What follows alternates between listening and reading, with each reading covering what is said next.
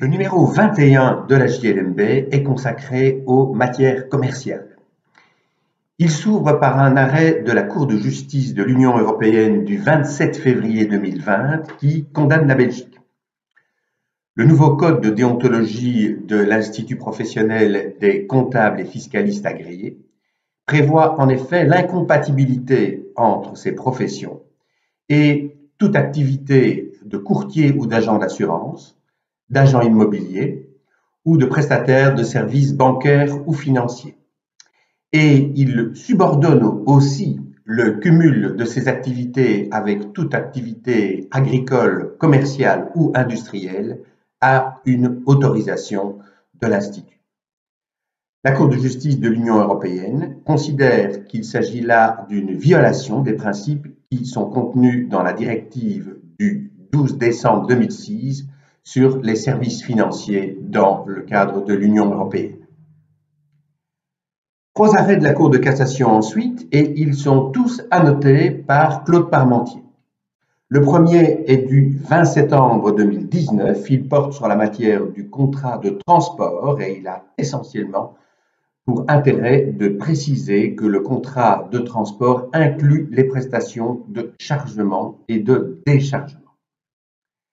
2 arrêts du 10 avril 2020, la même date donc, prévoient d'une part qu'en matière de faillite, le délai d'appel ne commence à courir qu'à partir de la publication au Moniteur belge du jugement prononçant la faillite, et donc ceci indépendamment de sa notification ou de sa signification éventuelle. Il y avait controverse sur cette question, plusieurs auteurs s'étant prononcés en sens contraire, la Cour de cassation a donc tranché.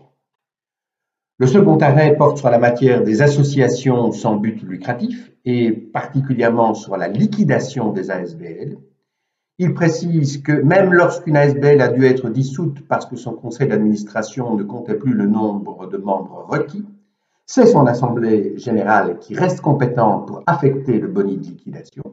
Et elle précise également que rien n'empêche cette assemblée générale de transférer ce boni de liquidation à une nouvelle ASBL qui viendrait d'être créée pour l'occasion par un de ses anciens administrateurs, pour autant bien sûr que cette nouvelle ASBL ait bien un but complètement non lucratif. Ensuite, 2 décisions reviennent sur des questions que nous avons déjà abordées cette année. Tout d'abord, un arrêt de la Cour d'appel de Liège du 18 février 2020 qui porte sur la faillite des gérants de sociétés commerciales elles-mêmes en faillite. Cette matière avait déjà fait l'objet de commentaires de Philippe Moineau dans notre numéro 5. Ici, on précise simplement que la faillite du gérant de la société est impossible plus de 6 mois après la faillite de la société elle-même.